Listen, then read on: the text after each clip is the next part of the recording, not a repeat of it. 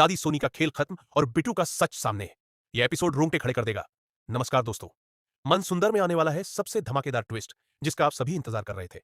शीतल की हालत के लिए पुलिस इंस्पेक्टर ने नहर को गिरफ्तार कर लिया है। यह देखकर सभी के होश उड़ गए हैं। दादी को तो पहले से ही पता है कि नहर बिल्कुल बेगुनाह है, लेकिन अगर दादी नहर की बेगुनाही साबित करे तो खुद फंस जाएगी, क्योंकि असली मुजरिम तो दादी और सोनी ही है।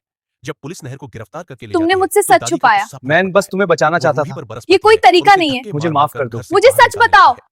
दादी चिल्लाती है, जो कुछ भी हुआ है सिर्फ और सिर्फ तुम्हारी वजह से हुआ है। तुम्हारे कारण शीतल की यह हालत हुई और नहर को जेल जाना पड़ा। स्पर्श रूही को संभालता है और कहता है कि शांत हो जाओ, लेकिन रूही बिल्कुल दृढ़ है।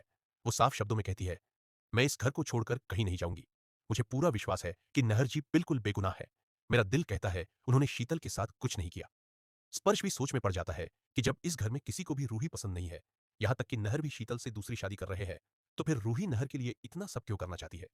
रूही खाटू जी की कसम खाकर कहती है, मैं नहर जी को जेल से जरूर छुड़ाऊंगी। मैं उनकी बेगुनाही साबित करके रहूंगी। अब दादी और सोनी की टेंशन बढ़ती जा रही है, क्योंकि जब तक रूही इस घर में है उनकी सच्चाई सामने आने का खतरा बना रहेगा। जेल में नहर की हालत बहुत बुरी है। पुलिस इंस्पेक्टर उसे बुरी तरह से टॉर्चर कर रहा है। नहर का बिजनेस पार्टनर भी पैसे के लालच में आकर निजी दुश्मनी निकाल रहा है। इंस्पेक्टर बार बार कहता है, अपना गुनाह कबूल कर लो, लेकिन नहर हर बार एक ही जवाब देता है, मैंने कुछ नहीं किया है। सभी सबूत भी नहर के खिलाफ जा रहे हैं, लेकिन बहुत जल्द रूही के हाथ एक ऐसा धमाकेदार सबूत लगेगा जिससे साफ हो जाएगा कि इस पूरे खेल की मास्टरमाइंड दादी और सोनी है। और अब आता है सबसे बड़ा ट्विस्ट। रूही एक बहादुर और खतरनाक कदम उठाती है। वो नर्स का भेष धारण करके उस हॉस्पिटल में प्रवेश करती है जहां शीतल एडमिट है। हॉस्पिटल में रूही को बहुत सारी कठिनाइयों और मुश्किलों का सामना करना पड़ता है।